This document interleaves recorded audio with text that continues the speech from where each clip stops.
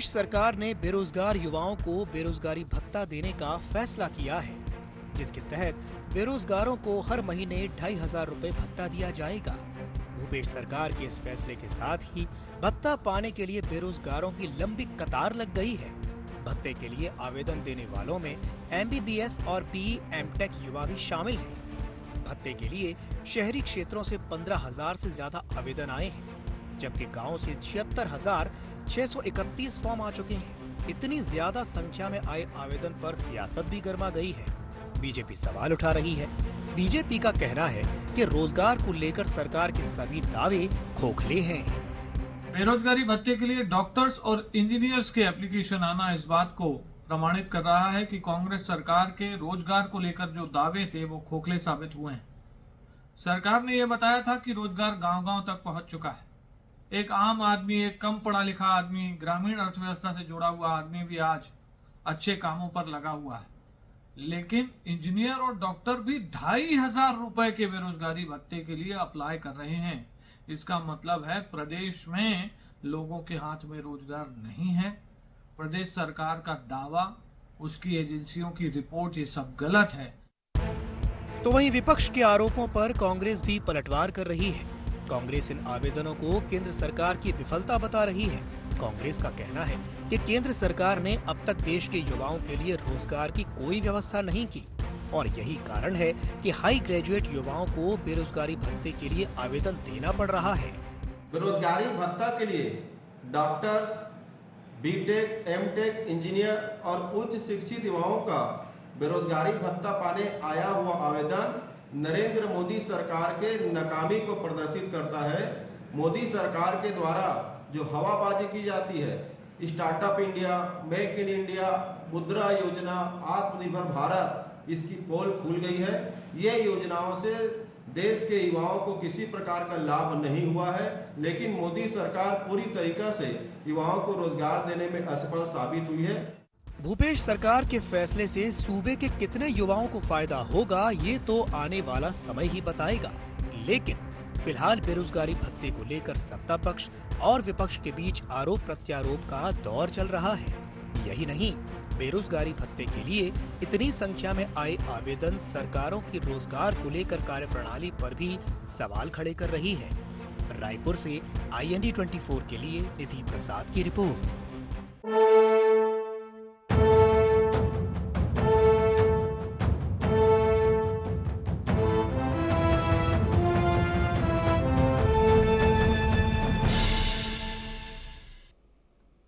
नमस्कार, जय जोहार, गुहार। छत्तीसगढ़ में आप सभी का स्वागत है। मैं हूं आपके साथ दिव्यांशु जोशी। तो छत्तीसगढ़ का सियासी पारा इस वक्त चढ़ा हुआ है। इस बार मुद्दा है बेरोजगारी भत्ते का, जिसके लिए आए MBBS और BE MTech युवाओं के आवेदनों ने सियासत को गरमा दिया है।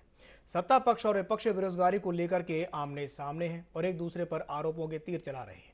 इसी विषय को लेकर के आज हम चर्चा करेंगे, लेकिन चर्चा करने से पहले जान लेते हैं क्या है आज के गुहार पॉइंट्स। बेरोजगारी भत्ते के लिए क्यों लगी कतार? क्या बेरोजगारी का हाल बता रही बेरोजगारों की कतार? आवेदनों पर क्यों हो रही है सियासत? केंद्र और राज्य में कौन बेरोजगारी के लिए जिम्मेदार? तो इन्हीं बिंदुओं को लेकर के चर्चा को विस्तार देते हैं और चर्चा को विस्तार देने के लिए हमारे साथ 3 खास मेहमान जुड़ रहे हैं। हमारे साथ चर्चा में जुड़ रहे हैं सुनील चौधरी जी, जो कि प्रवक्ता हैं छत्तीसगढ़ भाजपा के, और हमारे साथ जुड़ रहे हैं रूपेश दुबे जी, जो कि प्रवक्ता हैं छत्तीसगढ़ कांग्रेस के, और हमारे साथ जुड़ रहे हैं लखन चौधरी जी, जो कि वरिष्ठ पत्रकार हैं। आप तीनों ही मेहमानों का बहुत बहुत स्वागत है IND 24 में। सबसे पहले मैं शुरुआत करना चाहूंगा रूपेश दुबे जी से। रूपेश जी, जिस तरीके से बीजेपी ये कह रही है कि जो कतार लंबी लंबी दिखाई दे रही है, जिसमें MBBS वाले भी आवेदन कर रहे हैं, BE वाले भी कर रहे हैं, MTech वाले भी कर रहे हैं, ये कतार बहुत कुछ कह रही है और उनका कहना यह है कि ये आपके द्वारा जो रोजगार को लेकर के दावे किए जा रहे हैं उनकी पोल खोल रही है। क्या कहेंगे इस पर? दिव्यांशु जी नमस्कार जी। जिस प्रकार से छत्तीसगढ़ अफवाहों के आधार पर राजनीति करती है, वो युवाओं को भी अपनी राजनीतिक शिकार बनने से पीछे नहीं छोड़ रही है जी। अभी PSC के मामले हो जी लगाया है। और मैं ये बताना चाहूंगा कि जिस प्रकार से छत्तीसगढ़ में बेरोजगारी की दर भूपेश बघेल जी की बेहतरीन कार्य योजना से, कांग्रेस सरकार की युवाओं के प्रति सोच के कारण न्यूनतम बेरोजगारी दर में छत्तीसगढ़ राज्य है। और यहाँ के युवकों को चाहे वो परीक्षा के व्यापम परीक्षा हो, पीएससी परीक्षा हो, उसमें छूट में देने की बात करी है। भाजपा के 15 वर्षीय कार्यकाल में तो युवा आवेदन पत्र भर के ही वो आर्थिक तंगी का सामना करना पड़ता था। जिस प्रकार से राजीव युवा मितान छत्तीसगढ़ सरकार युवाओं को बेरोजगार का तमगा देकर के काम नहीं कराना चाहती, उन युवाओं की योग्यता को, दक्षता को लेकर के काम करना चाहती है। जिस प्रकार से राजीव युवा मितान लागू करके उन युवाओं की जो युवा सोच है उनको छत्तीसगढ़ सरकार में उनकी सहभागिता के लिए उन्हें प्रोत्साहित किया गया। रोजगार संघी ऐप के माध्यम से रोजगार देने की बात की गई। और तो और ग्रामीण अर्थव्यवस्था को मजबूत करने के लिए ई पंजीयन प्रारंभ किया गया। और ई पंजीयन के माध्यम से 500 से प्रत्येक विकास खंडों में लगभग 5000 से अधिक युवाओं ने उसको पंजीयन करा करके निर्माण कार्य से जुड़े हैं। तो निस्संदेह छत्तीसगढ़ सरकार की बेहतरीन कार्य योजना के कारण छत्तीसगढ़ की बेरोजगारी दर भारत के बेरोजगारी दर के स्तर पर बहुत ही कम है। इसका एकमात्र कारण छत्तीसगढ़ में कांग्रेस सरकार भूपेश बघेल के नेतृत्व में काम कर रही है, उसका बेहतरीन कार्यप्रणाली है। और आने वाले दिनों में सने छत्तीसगढ़ के युवा बेरोजगार न होकर के स्वरोजगार उपलब्ध प्राप्त करके कार्य करेंगे। ठीक है, ठीक है, ठीक है। आपकी बात पर मैं प्रतिक्रिया ले लेता हूं। सुनील जी, क्या कहेंगे रुपेश जी की बात पर? सबको नमस्कार जी। देखिए, कांग्रेस जो है छत्तीसगढ़ में किस प्रकार का भ्रम जाल फैला रही है युवाओं को लेकर के, बेरोजगारी को लेकर के, वो समझ में आ रहा है। ये कहते हैं कि छत्तीसगढ़ में बेरोजगारी दर 0.1% है, जबकि उसके विपरीत आप जाकर के देखोगे तो 18,35,000 पंजीकृत बेरोजगार हैं। और उसके एवज में आप देखेंगे कि बेरोजगारी भत्ते के लिए जब इन्होंने आवेदन मंगाया तो मात्र कितने लोग आए, 1,52,270 लोग बेरोजगारी भत्ते के लिए आवेदन पत्र लेकर के आए। जबकि इनकी सरकार का वादा था घर घर रोजगार, हर घर रोजगार, ये इनके घोषणा पत्र में था। बेरोजगारी भत्ते का भी घोषणा पत्र में इन्होंने उल्लेख किया था।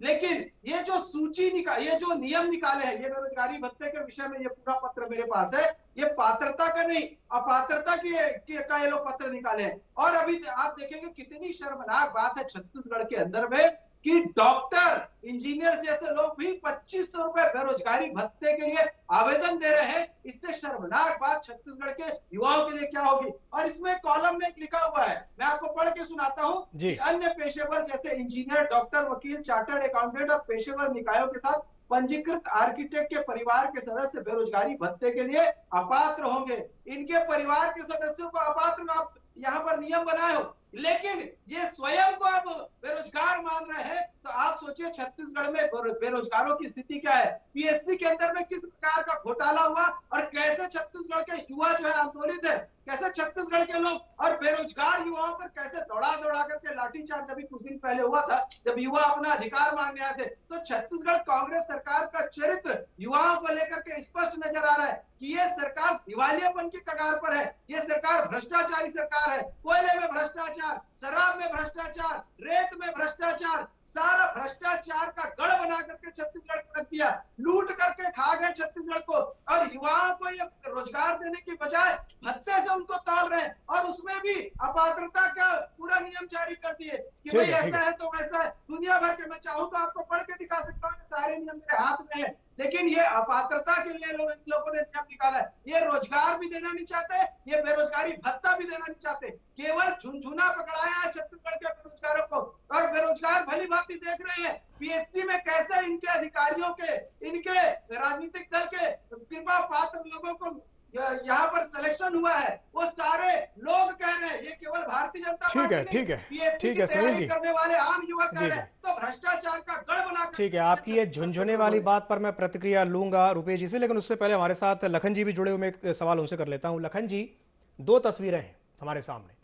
एक तस्वीर ये है जो हमें दिखाती है कि किस तरीके से doctors, engineers, MBBS, B, MTech के जो छात्र हैं वो भी आवेदन कर रहे हैं। दूसरी तस्वीर है centre for monitoring of Indian economy की, जो ये बताती है कि छत्तीसगढ़ में बेरोजगारी दर देश में सबसे कम है। ये दो विरोधाभासी तस्वीरें हमें दिख रही हैं, क्या कहेंगे इस पर? जी दिव्यांशु जी, देखिए दोनों जरूर विरोधाभासी हैं, लेकिन दोनों में सच्चाई है और दोनों अपनी अपनी जगह सही है। सीएमआई का जो रिपोर्ट है वो भी अपनी जगह सही है। और जहां तक बेरोजगारी भत्ते के लिए जो उच्च कुशल जो योग्यताधारी है, एमबीबीएस के, इंजीनियरिंग के, बीटेक के जो आवेदन आए हैं वो भी अपनी जगह सही है। देखिए, बेरोजगारी का जो मसला है उसमें दो तीन चीजें हैं जिसको हमको समझने की जरूरत होती है। एक तो बेरोजगारी की परिभाषा, जो अर्थशास्त्र बताती है बेरोजगारी की परिभाषा, वो अलग है। और आज का पिछले कुछ दिनों से सरकारों ने जो बेरोजगारी की परिभाषा तय की है वो अलग है। दरअसल में इसी बात को लेकर ये विरोधाभास की स्थिति पैदा होती है और आने वाले जो है समय में आए दिन जो है इस पर जो है सत्ता पक्ष और विपक्ष में टकराहट होती रहती है। दिव्यांशु जी, देखिए, एक बेरोजगारी भत्ते की बात पर एक पुराना किस्सा मुझे याद आ रहा है कि जब उत्तर प्रदेश में सपा की जो है सरकार थी, अखिलेश यादव थे, तो बेरोजगारी भत्ता देने की बात आई थी।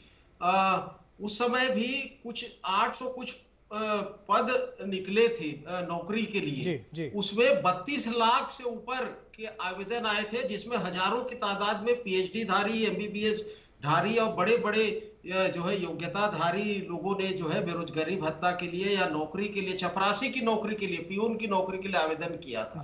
तो कमोबेश यही स्थिति इस बार बेरोजगारी भत्ता को लेकर भी है। ये कोई नई बात नहीं है। देखिए, बेरोजगारी भत्ता को जो आवेदन आए हैं, इसमें तो अभी तो पीएचडी के आवेदन नहीं आए हैं अभी, जबकि प्रदेश में सैकड़ों की तादाद में कुछ दिनों बाद पीएचडी जो होल्डर है, पीएचडी योग्यताधारी जो लोग हैं, वो भी आवेदन करेंगे।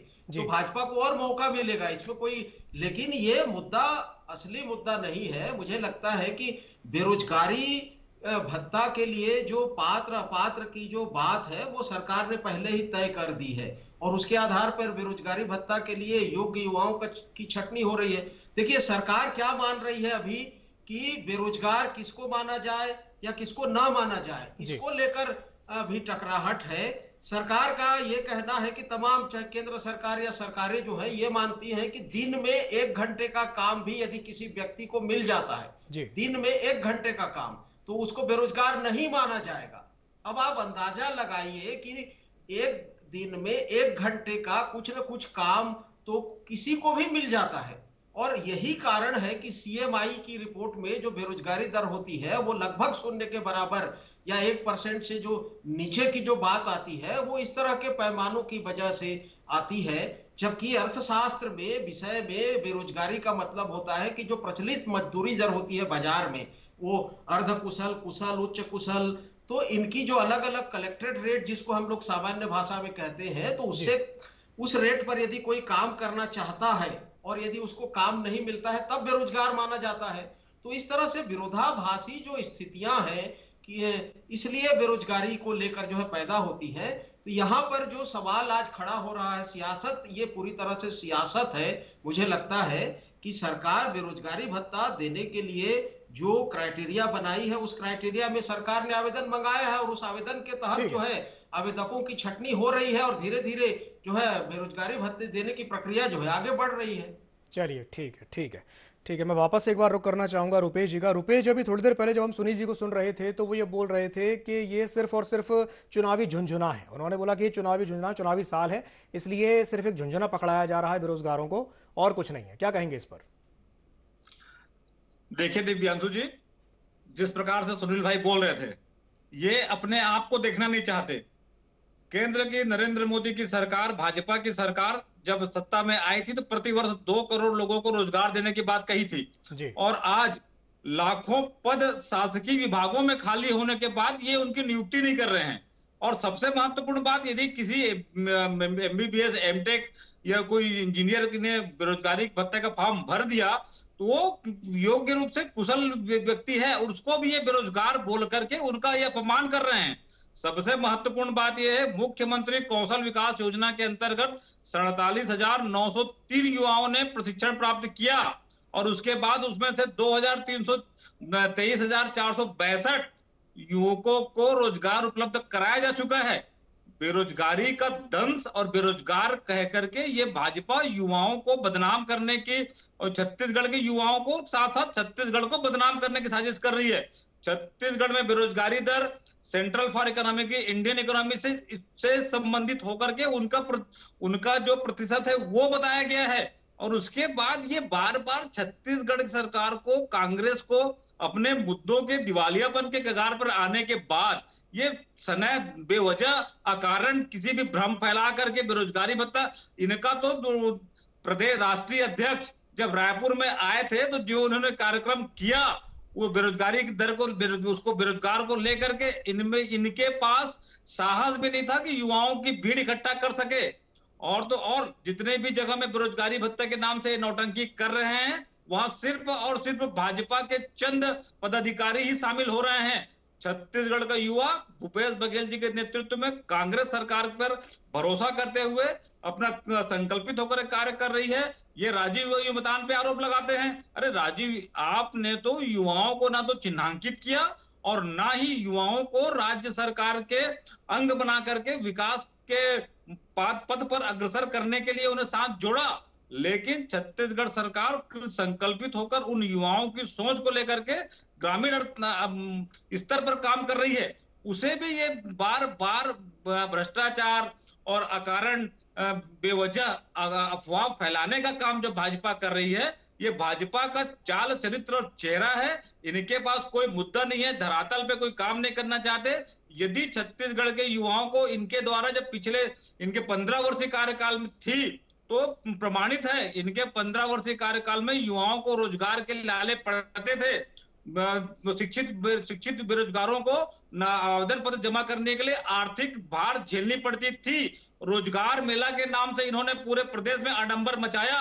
किसी भी युवक को रोजगार देने में पूरी तरह से असफल रही और किसी को रोजगार दे भी दिए थे, 1 महीने बाद उन्हें निकाल दिया गया।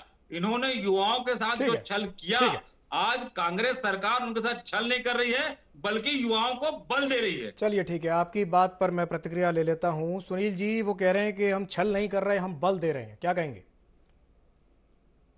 वो तो छत्तीसगढ़ का युवा देख रहा है जिस प्रकार बेरोजगारों पर लाठीचार्ज हुआ, जिस प्रकार से रोजगार को लेकर के धरना स्थल पे भीड़ कितनी बढ़ती जा रही है वो समझ में आ रहा है। और जिस प्रकार से बेरोजगारी की दर ये लोग यहाँ झूठी बताते हैं और आवेदन आ रहे हैं, जिस प्रकार से रोजगार कार्यालय में पंजीकृत बेरोजगार है वो, और बेरोजगार शब्द का उपयोग तो आप लोगों ने अपने घोषणा पत्र में किया था, तो क्या छत्तीसगढ़ के युवाओं का आपने अपमान नहीं किया था? अभी बड़ी बड़ी बातें आप लोग कर रहे थे। और केवल आप राजीव युवा मितान क्लब, मैं कहता हूं राजीव युवा मितान क्लब में केवल कांग्रेस के लोगों को ये लोग कहीं ना कहीं शामिल करके और उनको प्रतिमाह पैसा सबसे ग्राम पंचायत स्तर पर और नगर निगम में सामान्य सभा से होता है कांग्रेस के कार्यकर्ता है। और जब बेरोजगार साथी हमारे युवा मोर्चा के नेतृत्व में बेरोजगार निकले थे तो रायपुर की सड़कों की क्या स्थिति थी? बड़े बड़े कंटेनर रायपुर शहर में आप लगा दिए, तब भी बेरोजगार साथी सीएम हाउस के गेट तक पहुंच गए थे। शायद आपको याद है कि नहीं है,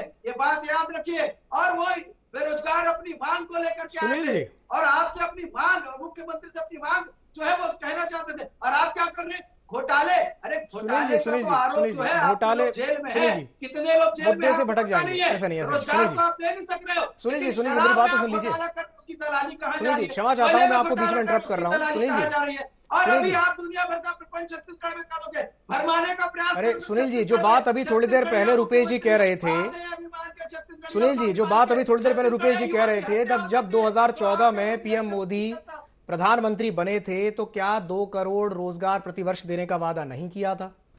बताइए। देखिए माननीय प्रधानमंत्री जी जब से इस देश के प्रधानमंत्री माननीय नरेंद्र मोदी जी बने हैं, ये देश जो है विश्व में विश्व गुरु बनने की स्थिति में पहुंच रहा है। ये कहाँ की बात करते हैं? इनके समय में केवल भ्रष्टाचार होता था, कॉमनवेल्थ का घोटाला तो दुनिया के घोटाले, केवल भ्रष्टाचार इनकी केंद्र की सरकार करती थी। जिस तरीके से बर्बाद इन्होंने देश को किया है, बेरोजगारों की लंबी कतार के साथ विश्वगुरु कैसे बनेंगे? ऐसे बनेंगे विश्वगुरु? क्या इनकी दुर्गति है देखिए देश के अंदर में। और मोदी जी के शासनकाल में आप देखेंगे सारी योजना करनी है, और ये तो हमारी केंद्र की योजनाओं के नाम बदल करके छत्तीसगढ़ में उपयोग करते हैं। स्मार्ट सिटी का सारे पैसे का उपयोग यहाँ पर कर रहे हैं और बताते हैं कि हमने बड़ा काम कर दिया। अरे राज्य सरकार केंद्र सरकार धान खरीदती है साहब, चावल का पैसा देती है, ये कहते हैं कि हम धान खरीद रहे हैं। दुनिया भर का प्रपंच झूठ बोलना, ये कांग्रेस सरकार की आदत पड़ गई है। सुनील जी केंद्र की पैसा लेना, केंद्र की योजनाओं को नाम बदल करके लागू करना, गरीबों का आवाज देते। सुनील जी, पिछले 40-45 साल में, पिछले 40-45 साल के अगर आंकड़े निकाल के देखे जाएं तो इस समय जो बेरोजगारी की जो दर है ना, वो अपने उच्चतम स्तर पे है। और ना सिर्फ बेरोजगारी दर बल्कि महंगाई दर की भी अगर हम बात कर ले, वो एक अलग विषय है, लेकिन उसको भी अगर जोड़ दिया जाए, महंगाई आप देखिए, सिलेंडर कितना महंगा हो रखा है, पेट्रोल डीजल कहां पहुंच रहा है, ये सारी चीजें, ऐसे में आप कह रहे हैं कि हम विश्वगुरु बन रहे हैं, तो ऐसे कैसे विश्वगुरु बनेंगे? देखिए, आज आप देखेंगे कि जब युद्ध होता है, यूक्रेन और रशिया में जब युद्ध हो रहा था, तो माननीय मोदी जी के पास करके बोल रहे थे कि आप आएंगे तो शांति स्थापित होगी। भैया आप समझिए कि वही मोदी जी जिनको वीजा नहीं मिलता था, ठीक है, चलिए, ठीक है, आप सम्मान बढ़ाए देश का, चलिए, ठीक है, सम्मान विश्व के पटल पर, ठीक है सुनील जी, ठीक है, भारतीय जनता पार्टी की सरकार बहुत सम्मान बढ़ गया है, ठीक है, चलिए, ठीक है, कोरोना काल में, ठीक है, मैं लखन जी से एक संक्षिप्त प्रतिक्रिया चाहूंगा। देश के महान वैज्ञानिकों ने, ठीक है, हमारी अर्थव्यवस्था खराब, चलिए, ठीक है, लखन जी, जी, चलिए, ठीक है सुनील जी, हो गया। लखन जी, जब भी अब चूंकि विश्वगुरु की बात आई गई है, तो जब इस तरह की बातें होती है, जब महंगाई या बेरोजगारी की बात छेड़ दी जाती है, तो रूस, यूक्रेन, पाकिस्तान, विदेशों में भारत का सम्मान, ये सारी बातें अचानक से घूमना शुरू हो जाती है। मेरा आपसे सवाल ये है, चूंकि मुद्दे की बात चल रही है तो मुद्दे पर वापस आ जाते हैं। ये जो बेरोजगारी भत्ता है, अगर सरकार दे रही है, ठीक है, अच्छी बात है, दे, लेकिन ऐसा ना हो कि लॉन्ग टर्म में, दीर्घकालिक अवधि में ये सरकार की गले की फांस तो नहीं बन जाएगा आगे चल करके? ऐसा नहीं होगा दिव्यांशु जी, इसलिए क्योंकि देखिए, बेरोजगारी भत्ता जो देने की बात हो रही है, वो 2500 रुपया देने की बात है, और उसमें जिस तरह से क्राइटेरिया बनाए गए हैं कि वो क्राइटेरिया में सरकार देने में सक्षम है और समर्थ है। मुझे लगता है कि छत्तीसगढ़ सरकार को आने वाले दिनों में भी कोई दिक्कत इसमें नहीं आएगी। लेकिन जैसा कि आपने भी कहा कि बेरोजगारी भत्ता देने की बजाय स्थायी रोजगार के लिए सरकारों को निश्चित रूप से विचार करना चाहिए, चाहे वो किसी की भी सरकार हो, चाहे केंद्र सरकार हो, चाहे राज्य सरकारें हो।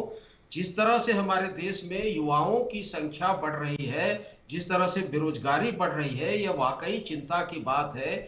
ये अर्थव्यवस्था के लिए भी नुकसानदायक है, और साथ ही साथ सरकारों को भी इस बारे में सोचना चाहिए। सौहार्द का वातावरण होता है, उसको भी ये बिगाड़ने के लिए जो है काम करते हैं। तो इसलिए सरकारों को बेरोजगारी भत्ता देने की जो बात है, उसको स्थायी रूप से ना लाकर स्थायी नौकरी देने के प्रति, जो है स्वरोजगार देने के प्रति बिल्कुल सही कहा चौधरी जी आपने। बहुत बहुत धन्यवाद आप तीनों मेहमानों का हमारे साथ जुड़ने के लिए, चर्चा में शामिल होने के लिए। समय की बाध्यता के चलते मैं इस चर्चा को यहीं समाप्त करना चाहूंगा।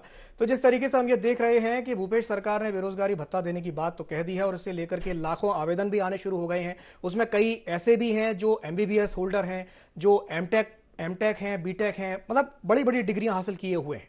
और ऐसे लड़के अगर बेरोजगारी भत्ते के लिए आवेदन कर रहे हैं तो कहीं ना कहीं ये चिंता का विषय है, और सरकार को भी इस बारे में सोचना चाहिए, क्योंकि बेरोजगारी भत्ता जो है ये परमानेंट सॉल्यूशन नहीं है, ये परमानेंट समाधान नहीं है। होना तो ये चाहिए कि कोशिश होनी चाहिए कि भाई रोजगार देने पर फोकस किया जाए। तो गोहार छत्तीसगढ़ में फिलहाल के लिए इतना ही। मुझे दीजिए इजाजत और आप बने रहिए ID24 के साथ। नमस्कार।